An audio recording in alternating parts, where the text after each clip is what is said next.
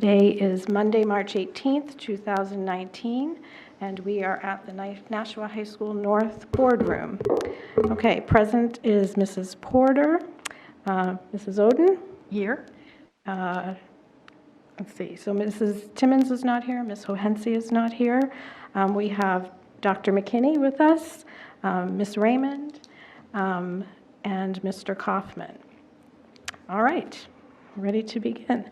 All right, so this is the most exciting part of the Curriculum and Evaluation Committee, is the beginning where we spotlight the wonderful things. We can't possibly have everybody, but we are so proud of our students, and we delight in their successes and the things that they're doing. So we are going to begin with Ms. Coffey and Mrs. Dominguez Diaz. She is the social studies head teacher, and Ms. Coffey, of course, is the principal over at Fairgrounds Middle School. And we have some students who we would love to meet and to have them tell us the wonderful things that they're doing. So if you would like to introduce the students and have them come up, that would be great. Thank you. Thank you, Ms. Porter. The Patriots Pen Award is an annual writing contest for National Middle School students done by the VFW as part of the annual Loyalty Day celebration in May. We're very proud to say that this year's writing prompt was, why does my vote matter? And we have 3 winners from Fairgrounds. And the first place winner is Meredith Bebo, a grade 6 student. Second place winner is Keith O'Donnell, a grade 8 student. And the third place winner is Preeti Mahandramakua, and unfortunately she's not able to be here tonight. Okay, so are those students here? Would they like to come up and be recognized?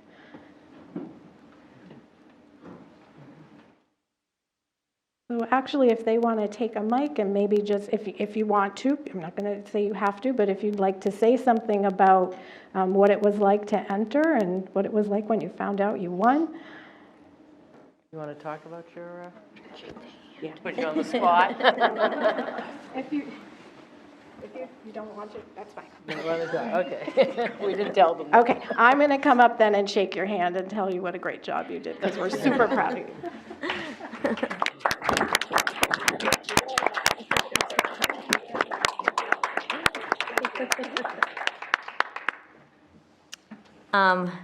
For Fairgrounds, we also have a Geography Bee, the annual National GeoBee, and our very own Benjamin Kokis, who is my student, qualified for the state GeoBee that will be held on March 29th at Keene State. So if you want to come up.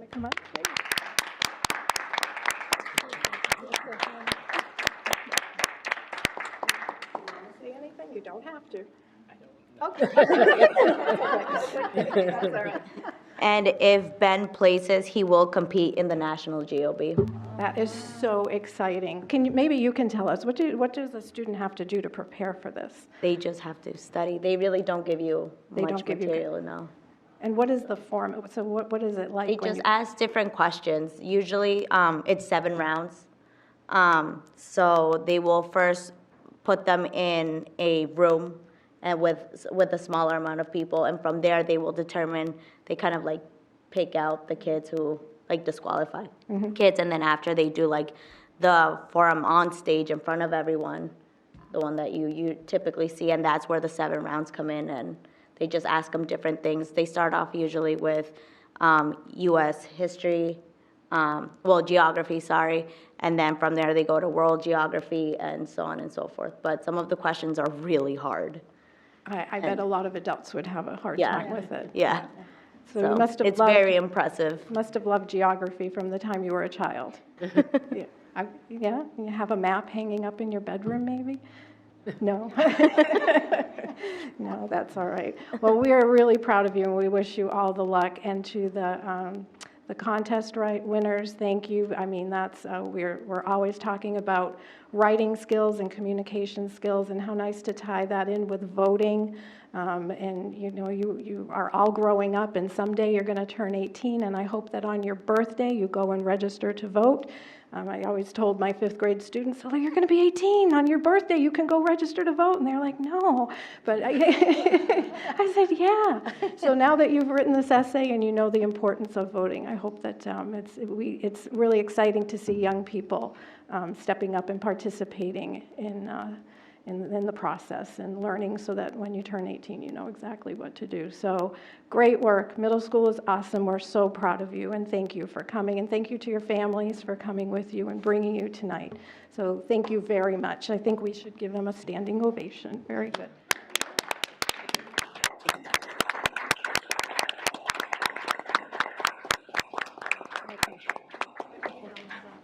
All right, so Thank you very at this point, you're more than welcome to stay for our whole meeting, but I know that it's dinner time. We try to have this meeting early at 5:30 so families can come. If you need to leave for your dinner, that's fine.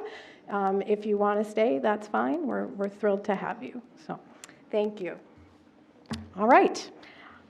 Our second presentation is going to be Lisa Janosic, who is the middle school science coach, and Mr. Forrest, who's the elementary science and social studies curriculum specialist. And they're going to come up and give us an update on the K-8 science happenings. So thank you and welcome. Thank you, Ms. Porter. Hello, Ms. Raymond, Ms. Odin, Mr. Kaufman, Dr. Kinney.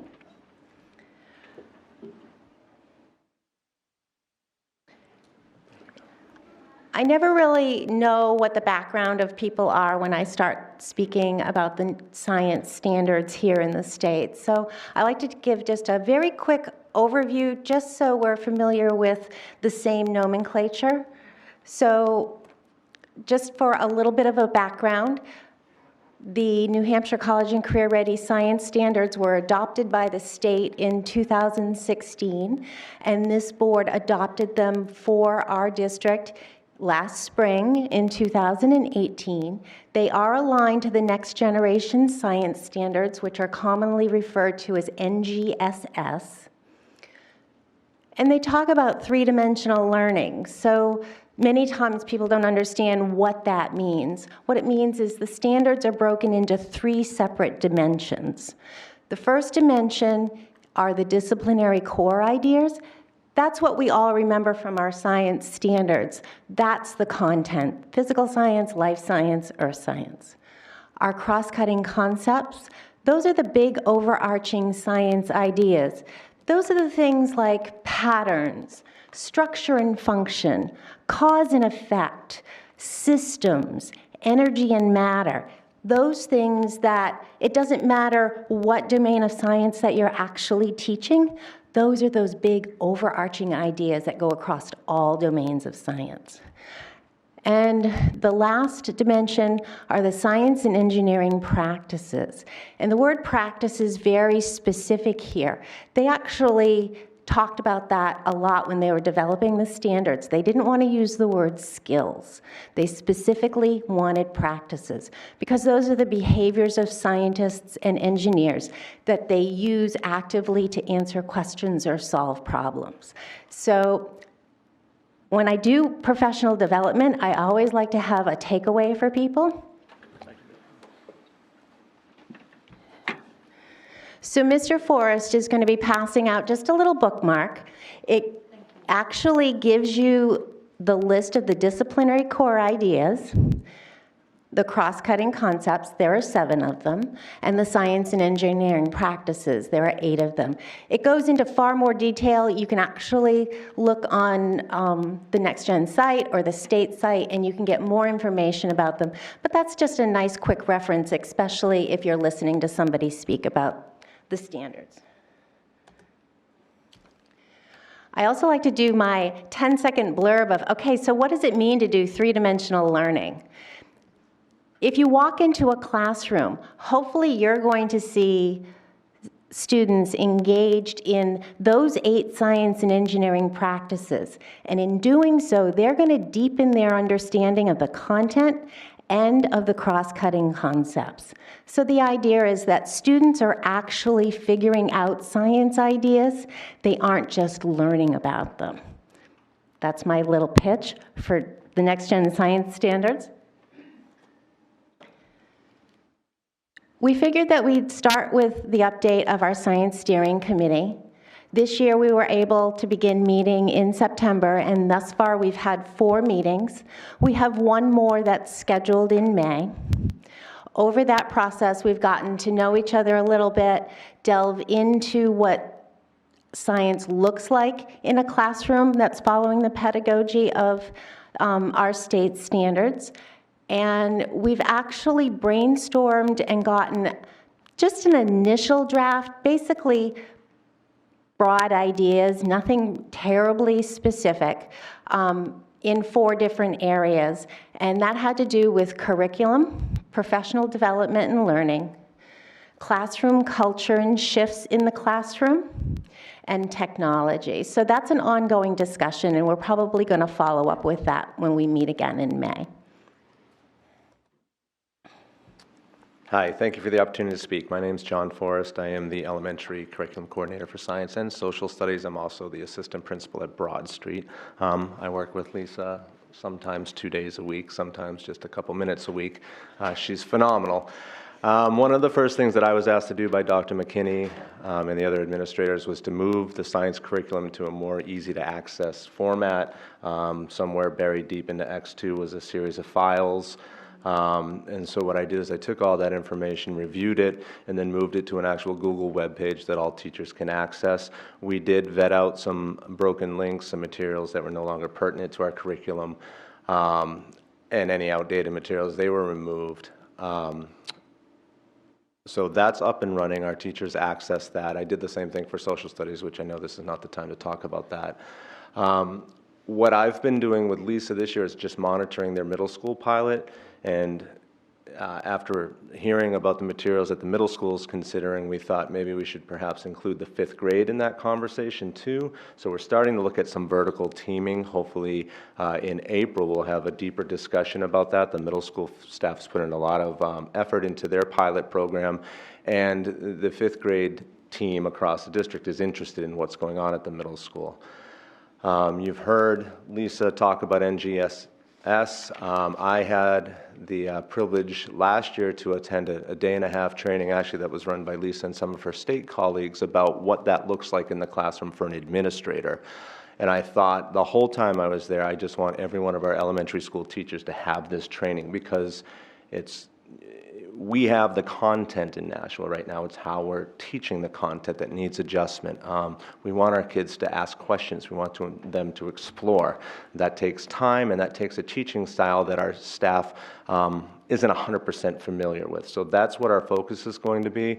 Right now, we've, through the Science Steering Committee, developed a plan with Dr. McKinney's help, where we're going to pull out a first cohort to receive some training during this summer.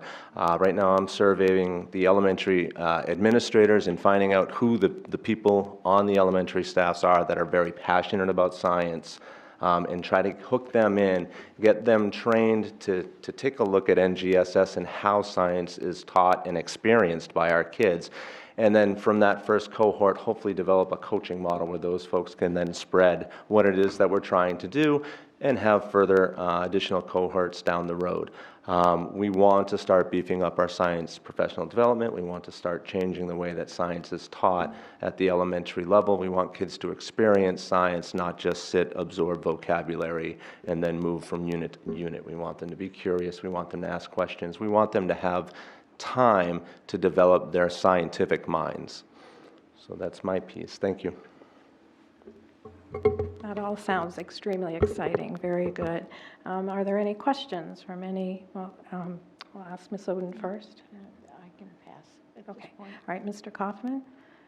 I really like what I'm hearing, and I'm getting your enthusiasm, and to me that's as much as important to me as anything else. So that comes across, and I thank you for your commitment, both of your commitments, to make this happen. I'm curious, when you talk about a change of teaching style, if you can maybe elaborate, and then I have one other question. Sure. How about if I just go down very quickly and I can give you a little bit of an update of the middle school? Sorry. Nope, I'm that's sorry. I fine. didn't realize No you had problem more. at all. That's what I get for talking first and then having to talk again at the end. But I will get to your question, Mr. Kaufman.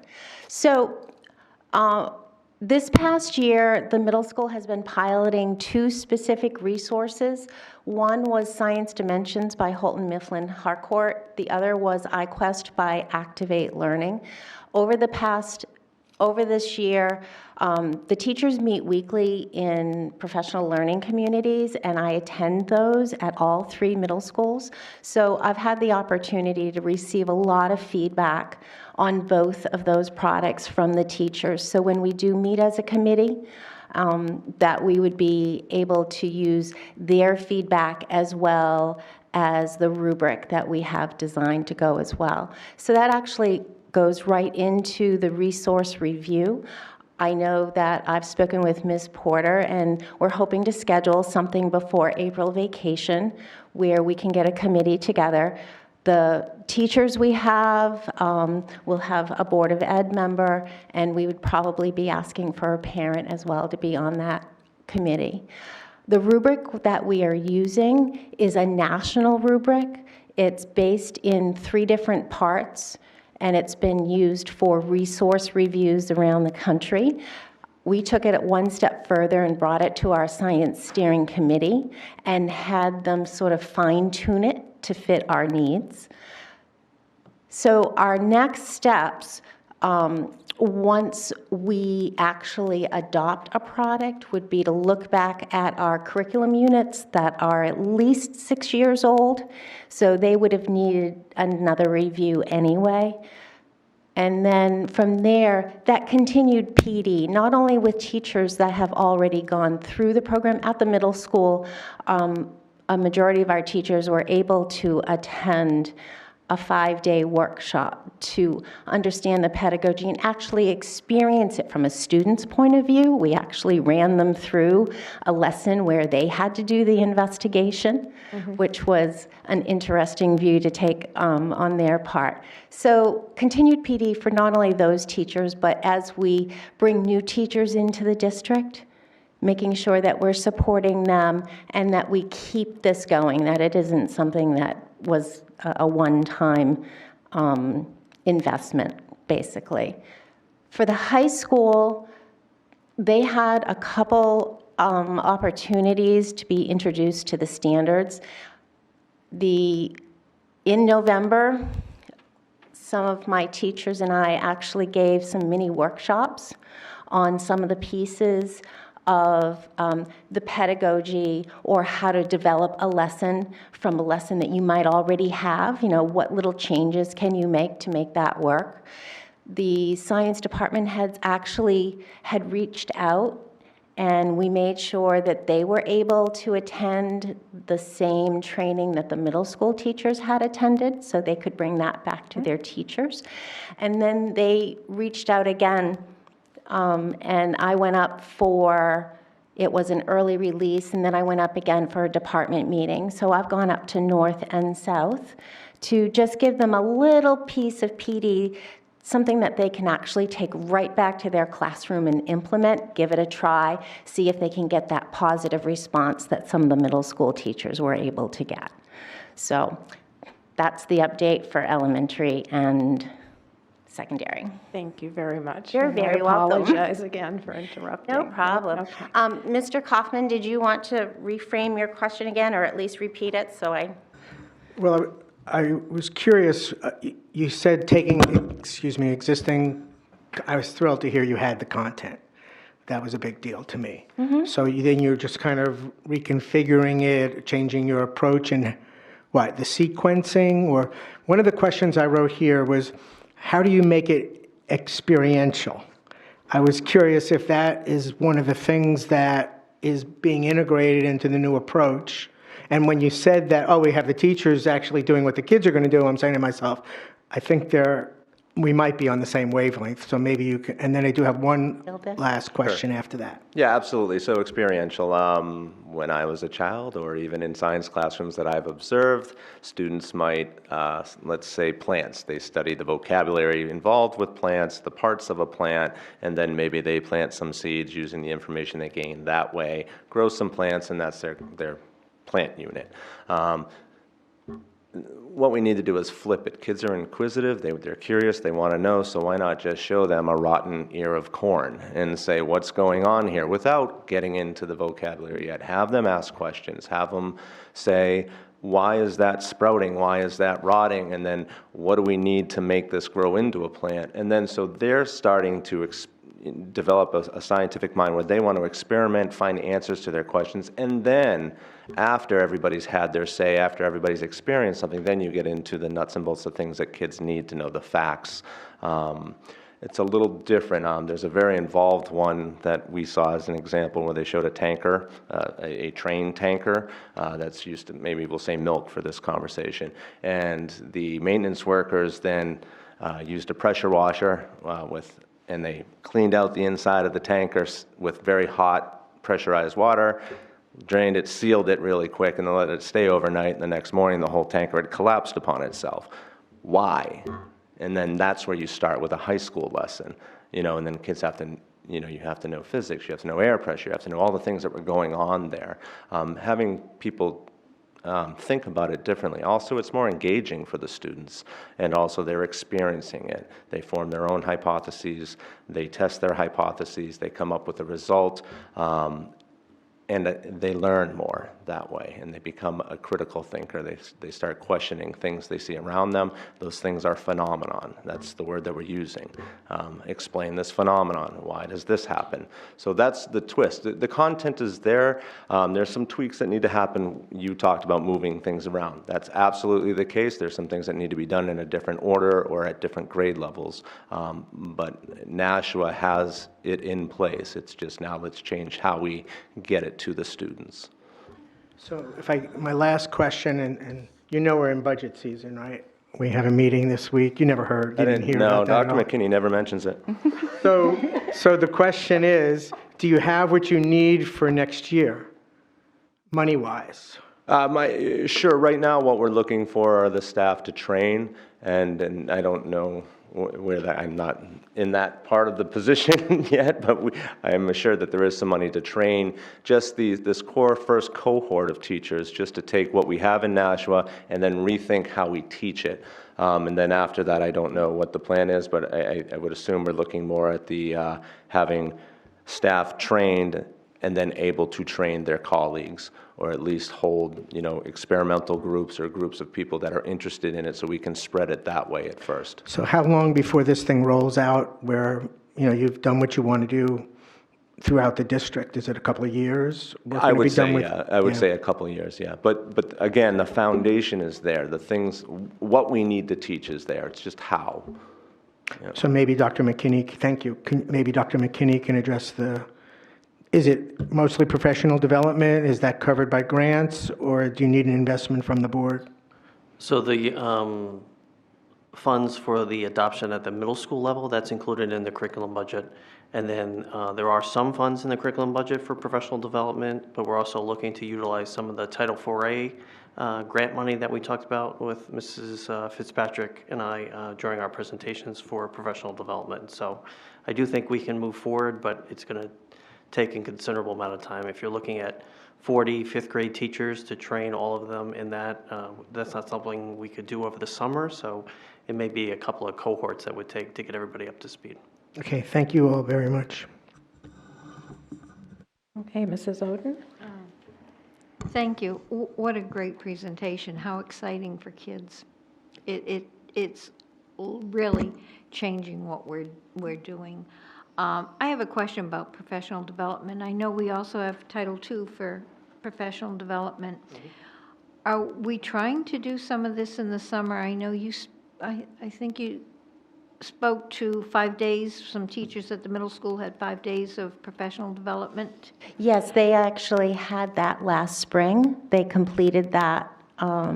We took the in-service day is one day, and we took an early release as a day. So most of the middle school teachers, I would say we probably have 4 or 5 that haven't had that training, but they actually did it during the school year. But summer would definitely be an option. A lot of districts do those 5 days during the summer. I guess, to me, that makes sense to have that much PD in the summer. And as you know, we're short on subs, so I would hate to have the Definitely. teachers out of the classroom. So that makes me feel better that we can take the teachers and just give them PD in a time that is more convenient for everybody. So, thank you. Okay, I just want to recognize Ms. Hohensee. She's a member of this committee, and she's joining us at 6 o'clock. Thank you. I'm sorry I'm late. I was conscientiously looking at the clock thinking it was 6:30. No, My that's fine. apologies. No, we're glad to have you. Thank you. Okay. Do you have anything, Mrs. Raymond? Okay. That was an amazing, that's really well done, very informative, and we're excited about the new things that are coming in science for our students. So thank you for all of the hard work that you do every day. And I know that organizing things looks easy at the end, but it's not. There's a lot of work that goes into that, and we really appreciate everything you're doing for our students. Thank you, and thank Okay. you for the opportunity to present. Yeah, thank you very much. Okay.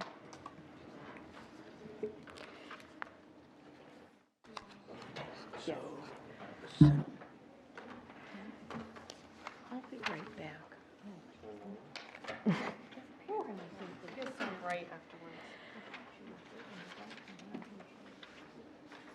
Okay.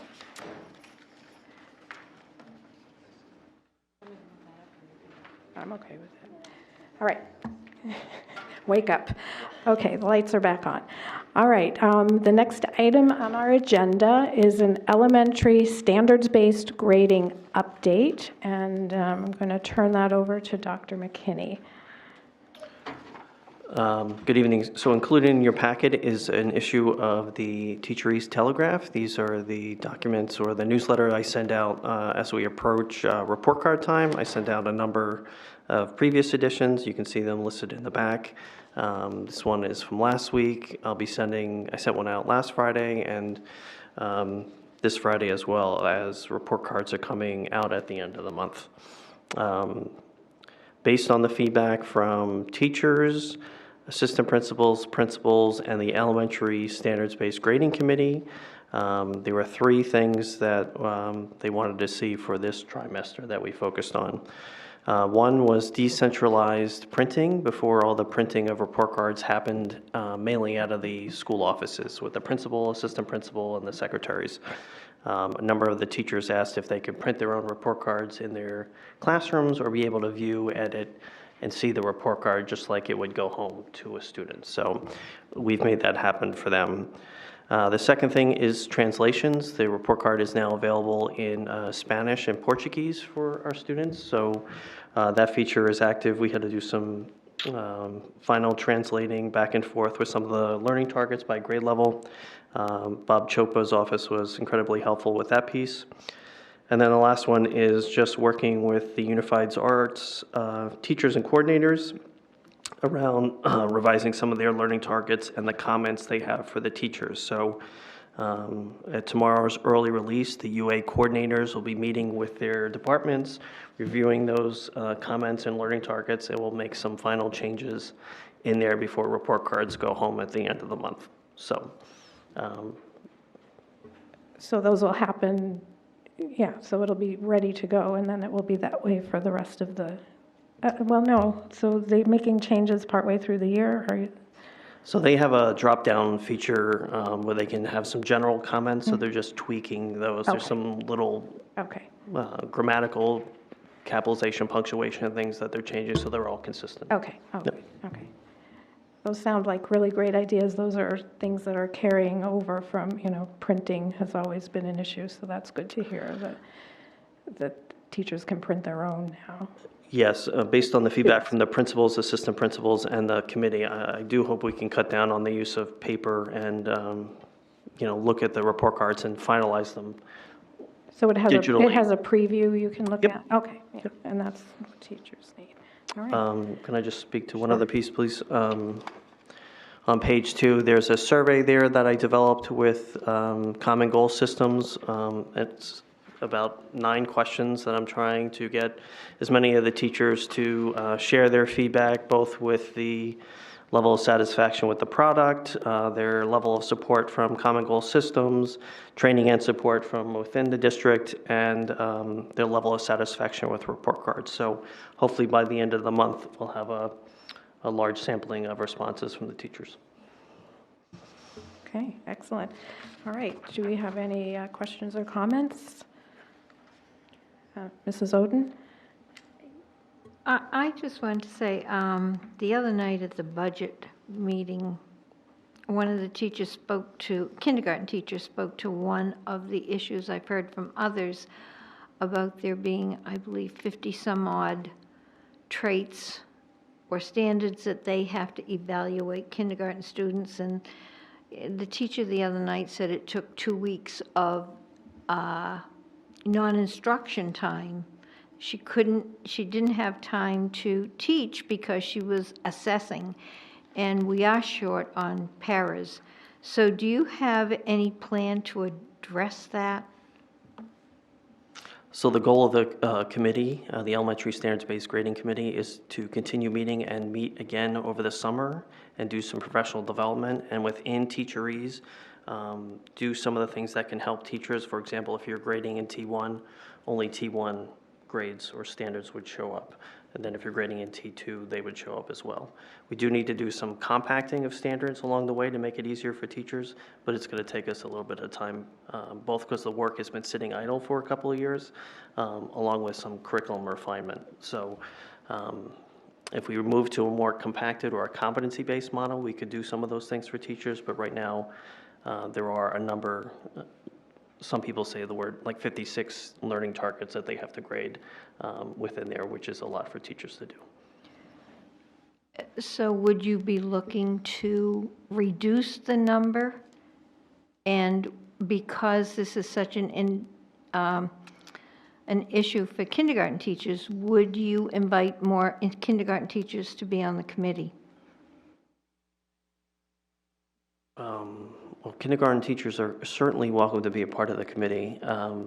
The goal this summer is to have a pre-K and kindergarten institute, both for some of the vertical conversations that are happening, but also to have their input into some of the key practices like instruction, curriculum, and assessment. So yes, they're welcome to participate. I don't think there's a teacher out there that would say not to reduce the number of learning targets on the report card. I think they're all vested in that. Thank you, because I was on the pre-K committee a couple of years ago, and they too had numerous standards that they had to assess the students in. So it would be nice to make sure that they are highlighting the most important ones and move forward, and we're not taking too much of the instructional time. Thanks. Mrs. Raymond? Oh, I'm sorry, Ms. Hohensee? Thank you. I'm just wondering, when we switch to play-based kindergarten, how many of these 56 learning targets will be diminished or eliminated? Or is it going to be the same 56 learning targets with a different approach to learning? Well, I can't speak to that just yet, but based on the advisory and my most recent assistant superintendent meeting, it's play-based learning. It's not a play-based curriculum.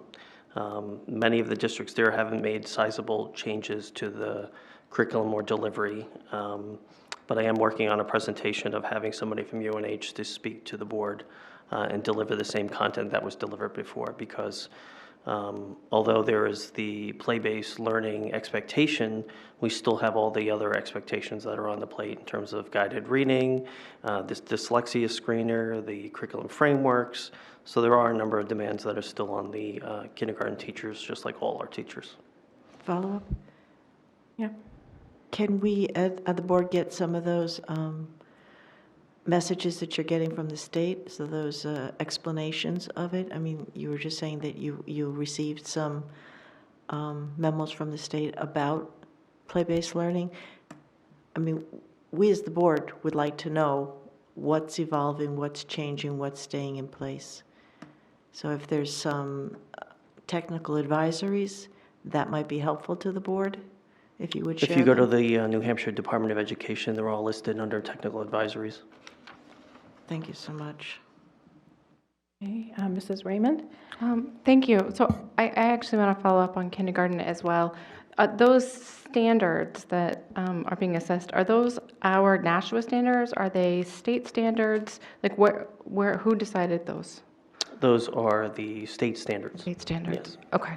So And so the play-based learning law that came down did not tackle those standards in any way? It made no changes to those? the advisory basically states that we don't want to have a rigorous curriculum where kindergartners, and I've been in districts where kindergarten students are actually, plucking their eyelashes or eyebrows out because they're under high stress, and it's Right. basically like first grade. So the advisory is saying we want a developmentally appropriate curriculum, and I believe really in a balanced curriculum. So we want a little bit of everything, and we don't want to do one thing all the time.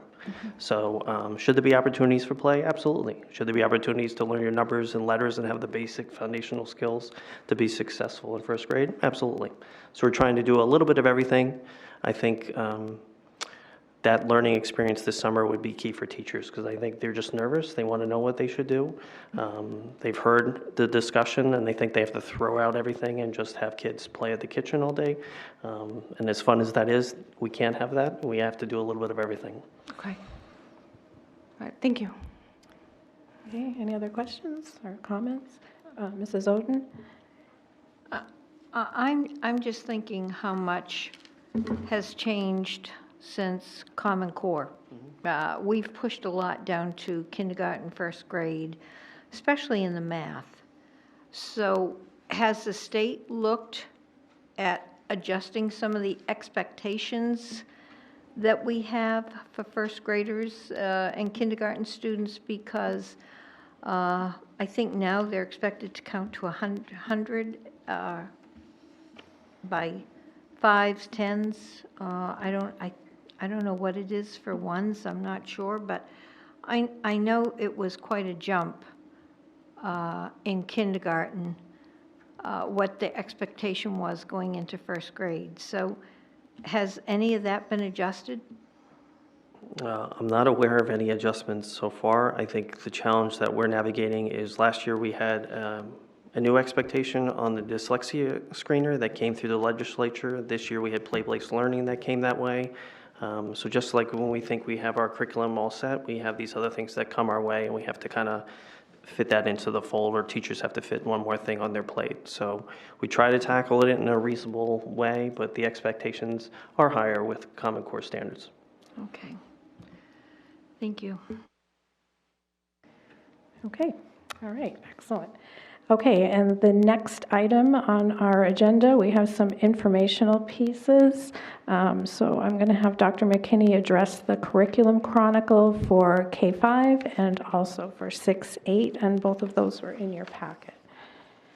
So the first curriculum chronicle is an example of the elementary version. The curriculum specialists in the elementary schools send a short update in their content area, and we share it district-wide. It goes out through iNews and out through the principals. So this is an example of the latest one that has updates from ELA, math, science, and social studies. So John Forrest is the author for the science and social studies piece, as well as reminding teachers to read the steering committee updates when they're meeting so they can have an understanding of what's going on, similar to the presentation tonight. So we send these out on a monthly basis.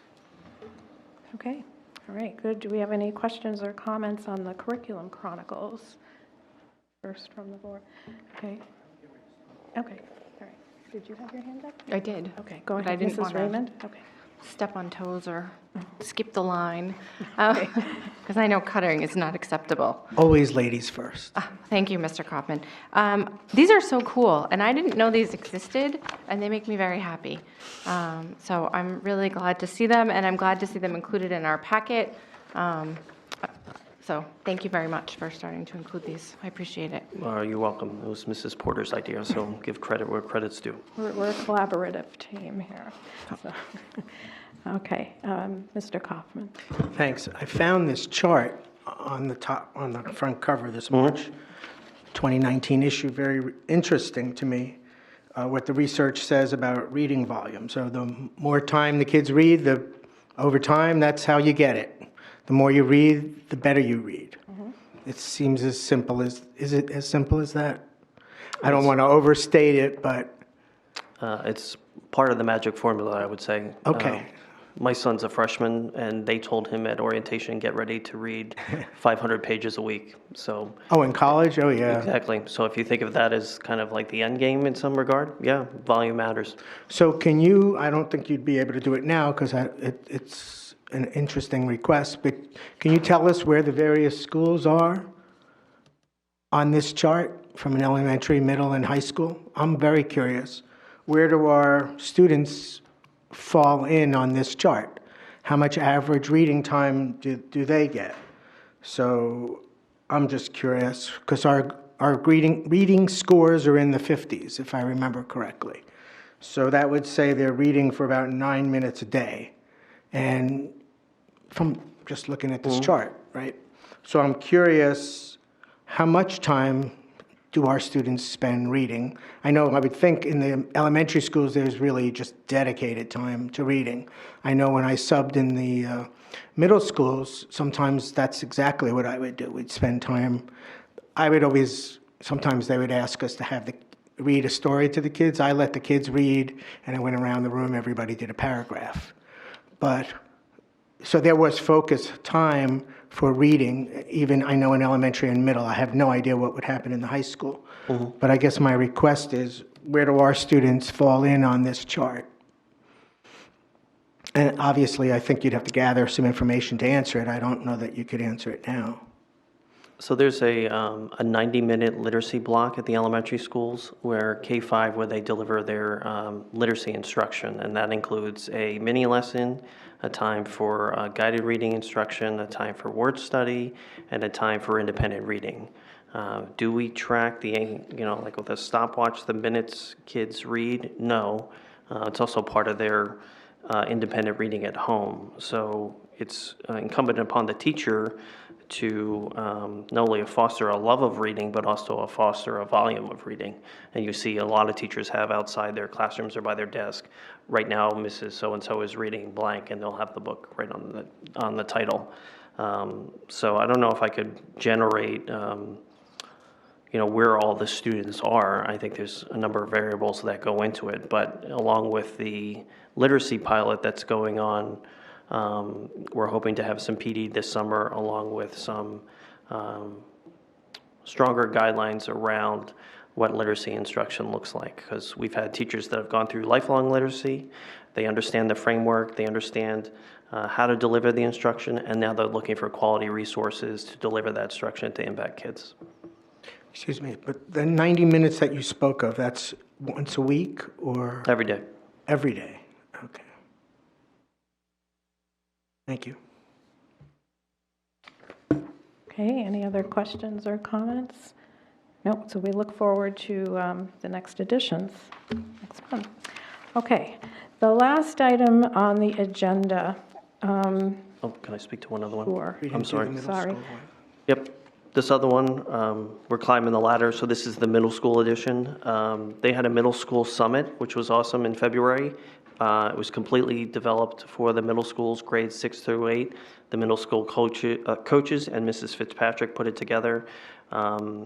They traveled in randomly designed cohorts throughout the day, and it was well received. And some of the speakers that are there are coming back and visiting some of the classrooms, the faculty meetings. So this is the premiere edition of the middle school edition. And then next month we're coming with the high school version. So we're going K-12. Oh, yay, excellent. Oh, yeah.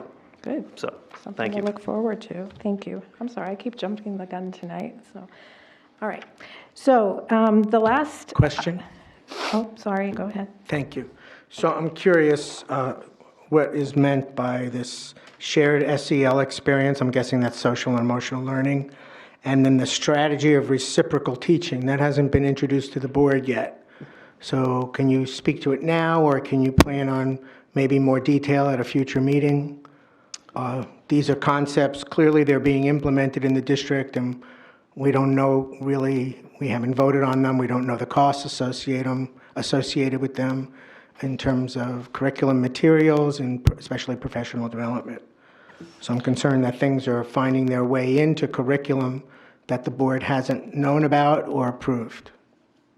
So this day, and not speaking for Ms. Fitzpatrick, but this day was designed to bring the middle schools together, to get them on the same page in terms of middle school philosophy, through the three middle schools, how we work and interact with young adolescents.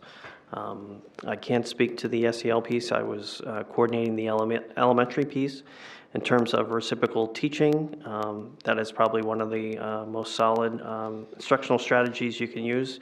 And in a nutshell, it's basically having students getting to a place where they could teach other students the same strategy. So when you look at the pyramid of understanding, if you're at a place where you understand things so well that you can teach it to another person and they can have mastery, I would say that our teachers were doing a very good job in terms of their instruction. Thank you. Okay. Oh, Ms. Porter, can we have that conversation about SEL in a future curriculum meeting, please? Well, that's the next item on the agenda. Well, I don't, Well, okay, let- but well, I let me don't think speak- that's a discussion about SEL, it's about an event. It's not intended for the board, it's intended for the public. Okay, I so see that. once I describe it, if you Okay. still have questions at that point. Okay. The next item on the agenda is Social Emotional Learning Night. Now, the genesis of this was from a number of board members asking for more information on what social emotional learning was. What does it mean? How would that look in our schools?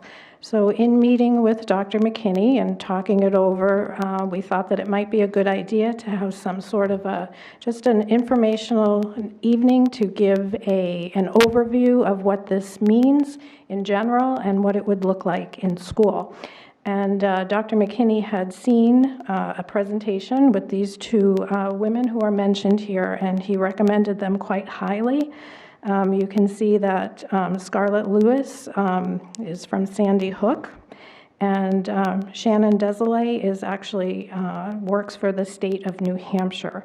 So these are two people who could start the conversation to give us an overview of what social emotional learning is. Our idea was to bring it to this committee and then move it forward to the board so that we would invite board members, community members, parents, teachers, anybody who's interested in gathering more information and getting, just like a 101. This is certainly not the end, but hopefully it was my intent to answer the requests of board members to learn more about this. So I guess what I would like is a motion to move forward with this event. If we get a motion out of this committee, we can bring it into the full board on Monday evening, and then we can move ahead with this. Does that sound good? Okay. Ms. Oden. I move to invite these people to give a presentation on social emotional learning. Okay, I second. Lost my paper. Some questions? I seconded. Yeah. Okay, so discussion. Ms. O'Hensey? I would like to take the Board of Education out of the title. I don't know what we're hosting. I think it was presumptuous to put it in there before a vote. I don't think this state of New Hampshire spokesman is part of the Department of Education. I thought that too at first glance, but I think she's the spokesman for this organization in the state. I don't think she's... Okay, well, I'll let Dr. McKinney answer that. Okay, and then I'll continue. Okay, Go thank ahead. you. She is the spokesperson for this program, the coordinator, and the spokesperson for the state of New Hampshire. She does have an office at Concord. I've seen her office. I'm not sure. The School Safety Preparedness Task Force has recommended this, and the governor has declared this curriculum a Social Emotional Learning Awareness Month in February. So, in working with partnership with the state, and knowing that they're presenting to the NHSAA in April, they're willing to come at no cost to us and just share what social emotional learning is. Okay, thank you. But what I'm wondering is, so you're saying this Ms. Lewis created the curriculum that all the schools are going to be using? Because that's what it says on this sheet. She created the curriculum for schools. Is that the For curriculum the we're schools using? that utilize the curriculum, we're not adopting anything. We're just inviting them to come and speak. It is the SEL curriculum for New Hampshire, but this is just an awareness night to learn about it. But I don't understand who created the curriculum that we are using in our district. We don't have one. So then why are we having pilot programs and putting it in our schools if we don't have a curriculum yet? We're not piloting anything. We're just inviting them to come and speak. The other sheet said that we had a pilot the other night, the middle school, in-service day, facilitating, focusing on social emotional learning. We're implementing something and you don't know what it is? I don't know what it is. Going to professional development is not a curriculum. That's informing the teachers, and we do want to have high-quality educated teachers. That's not a curriculum. Secondly, as I spoke of last night, the educational plan falls within the jurisdiction of the superintendent. So if you have any other questions regarding what's being adopted and when it's being adopted, I would direct your questions to the superintendent. But in regards to the social emotional needs and behavioral needs of the students across the district, I feel it is my due diligence to bring them the professional development they do desperately want and need. Thank you. So whatever program we're accepting or we're trying to implement, I mean, is it credentialed? Are there studies to show that it's effective? Okay. I just don't understand why we're adopting something without any evidence. Where are our school psychologists on this? I mean, they're not asking us to bring this in. Can I interject just a little bit? I think I might be able to bring some clarity. So there's no curriculum program. Social emotional learning is simply a phrase that explains a teaching style. Like, so when you go to get your Master's of Education, you learn teaching styles, and everybody has their own, but there are certain themes throughout how people teach. Social emotional learning is a way of teaching that takes into consideration the emotional and developmental needs of students so that the teacher can have that awareness and be responsive to that as they're teaching. So it's not really a curriculum, right? Dr. McKinney? There are social emotional learning curriculums. They do have a curriculum. All I'm asking is that they be able to come and speak. It's not a sales pitch. It's free of cost. They're coming to give an overview so we can all talk the same language about SEL. That's all they're coming to do. They've talked across the state. They partner with the governor's office. They partner with the New Hampshire School Administrator's Office and the New Hampshire Association of Elementary School Principals. So I do feel this is a quality program, and it would be open to about 200 parents and teachers to come for one night and most likely learn something about social emotional learning. Thank you. And I will say this, that when Dr. Mosley and I talked about agendas and including the request for some education to the board about social emotional learning, and I believe I wrote back to, I forget who asked for it, it's longer than a 10-minute presentation at the board. Like, it really needs to be an evening presentation. I have vaping coming, and they're squishing into 20 minutes, but they really need like half an hour to an hour. This one, you need some time, especially if this isn't your area of training or education. So, for me, and I think I can speak to Dr. Mosley as well, having a separate evening dedicated to social emotional learning and teaching people, including board members, about it, made more sense than adding, just putting definitions up on the screen and then having us ask questions for half an hour. Does that make sense?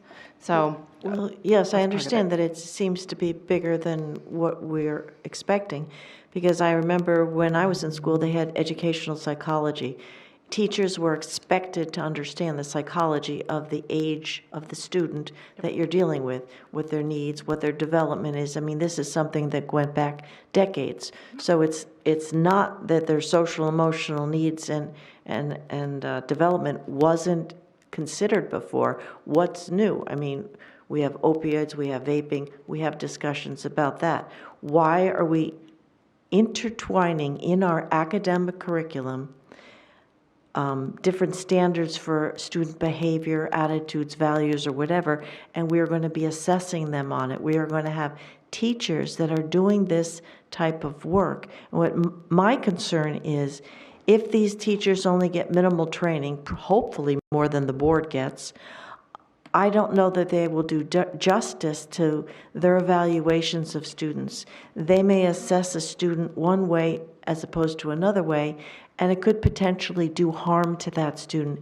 And they could be the kindest, most well-meaning teacher in the world. They might not have any intention of doing harm, but if they're not qualified to do this work, and they're making these behavioral judgments of our students, I'm worried about lawsuits. I'm worried about student damage. That's my concern. This is not let's just slip it in. It fits right in there with taking care of food insecurity, which is a three-dimensional simple problem by contrast. So my intent in doing this was to be responsive to requests from the board.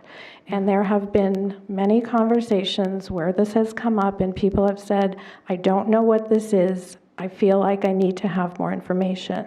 And so that was the reason why I approached Dr. McKinney to see if we could put something together to have an informative night. This is not meant to say that we're adopting anything. It's beginning a conversation in response to board requests. Well, the board requests are because we've got grants for it and we're doing pilot programs. I would just ask that we take the Board of Education is proud to host. I don't feel as a board member that I have any particular endorsement of this. It's one view. There might be other views. We're not putting multiple views in. So I would feel more comfortable as the district is hosting this, not the board, because we're uninformed at this point. Okay, would you be willing to put a friendly amendment? I guess that's how we do it, to just say that. And then, well, actually, then we don't have to do anything, right? If the school district is hosting this evening, I don't believe that there's any motion that needs to come from this committee or from the full board. I would say send it to the board this way and let the board decide rather than this committee. I would say send it to the board as is. I believe a majority of the board would want to have this presentation to the community, to the staff. So I would say send it along as is and see what the majority of the board prefers. And the reason that I feel comfortable with that is that I think that part of what the board should be doing is some education. I mean, that's why I'm bringing, students in, having presentations, such as the ones that we had tonight, is to reach out. It's in, I don't think that this is an endorsement. I think it's just it says right here, it's a learning night, Okay, Mr. Kaufman. Thank you. I'm a little concerned by something you just said, as you said nothing is being adopted. I was referring specifically to this curriculum. The point is, it's obvious to me that a lot of things actually about social emotional learning have been adopted in the district. There's been professional training on it. It's moved ahead without discussion or approval or funding from the board. So what you're experiencing here is a bit of what are you guys doing by implementing things without prior approval? It's the same thing that happened with Teacheries. There were 24 professional development sessions in August and September to implement a grade book we hadn't even learned about until the first meeting in August.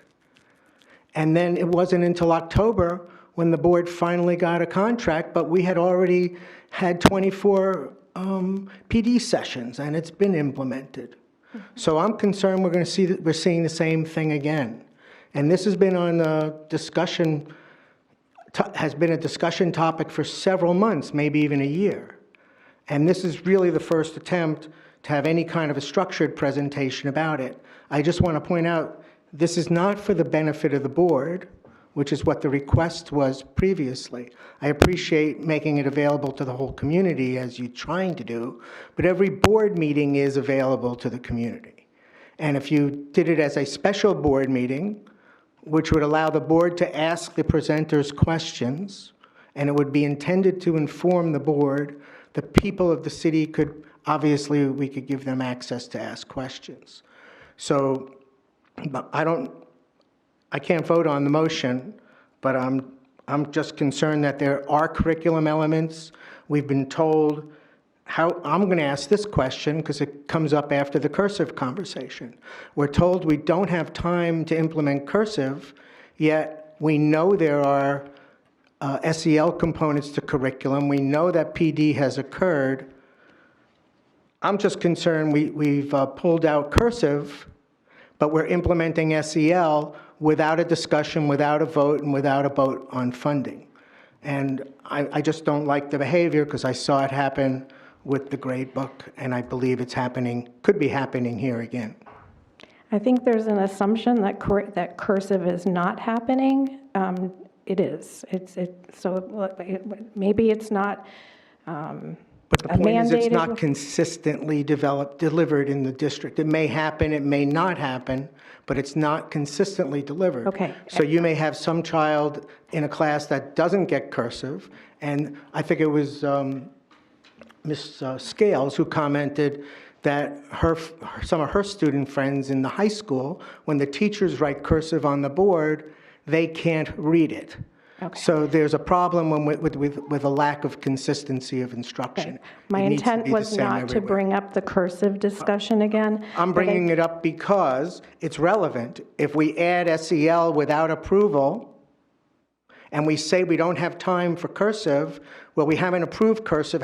If we don't have time for cursive, how do we have time for this other stuff? We're in the academic business, and I'm very concerned. I had a chance to look through part of the strategic plan questions. Do you know there's no academic questions in there at all that I found so far? I've only gotten through the first 10 or 20 pages. Got plenty of social emotional, but nothing about academic standards or anything. So I'm really very concerned we're losing our focus on academics and becoming a mental health clinic. Thank you. Okay.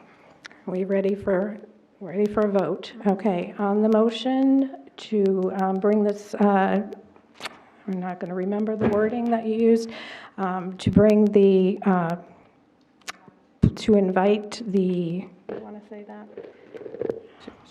What Ms. Oden What did said you- was to invite the ladies on the sheet, the social emotional learning educators, to make that presentation. Okay. So on the motion to bring this forward, Mrs. Oden? Yes. Mrs. Porter votes yes. Ms. O'Hensey? No. Okay, so the motion carries.